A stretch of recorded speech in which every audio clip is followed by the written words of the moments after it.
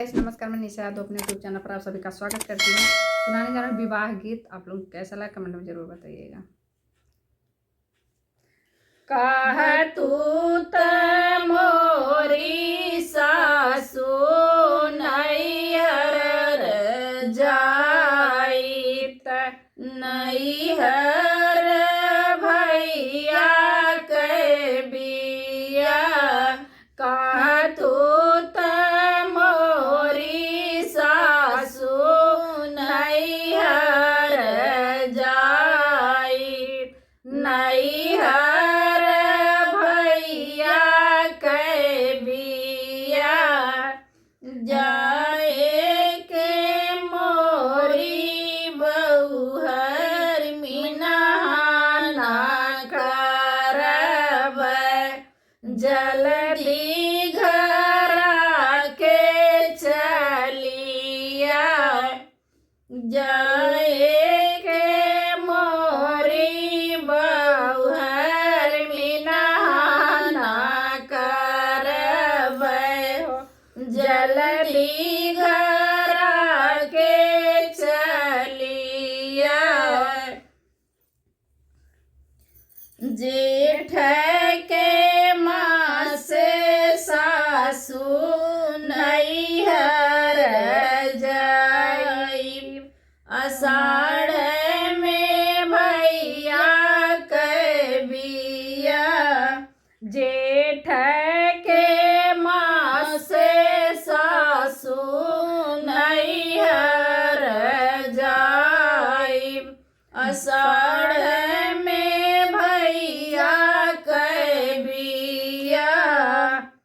सावन मोरे सासु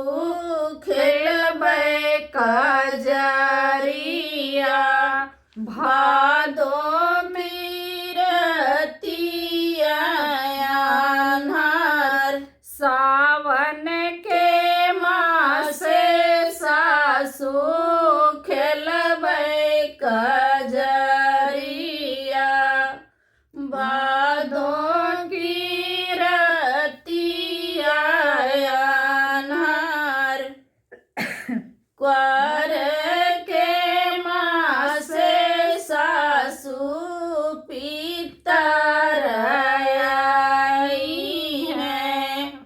कार्तिक करबया स्नान क्वार के मासे सासु पितर आई हैं कार्तिक करबया स्नान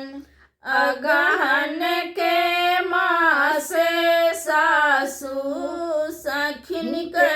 गवानवा पूस में पड़ले तुषार माघ के मासे सासु मकर नहाइबै फागुन उड़ले अबीर माघ के मासे सासु मकर नहाइबै फागुन उड़ले अबीर चैत के मासे सासु भेजयापन पुतवा बैसाख